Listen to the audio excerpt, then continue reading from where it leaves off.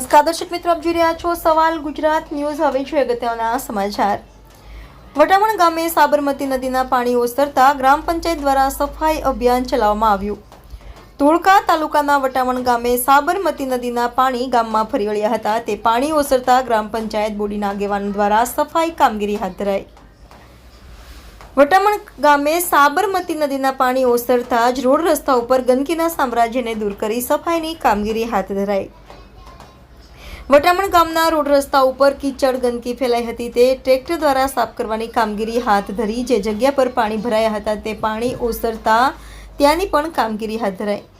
વટામણ ગામના તલાટી કમ મંત્રી, સરપંચ, ડેપ્યુટી સરપંચ, જિલ્લા સદસ્ય, તાલુકા સદસ્ય દ્વારા વટામણ ગામના રોડ રસ્તા ઉપર ગંદકીનું સામ્રાજ્યના દૂર કરી મચ્છરજન્ય રોગ ન ફેલાય તેની કાળજીના ભાગરૂપે અને ગામ સ્વચ્છ રહે તે માટે ટ્રેક્ટર દ્વારા સફાઈ અભિયાન હાથ ધરાયું।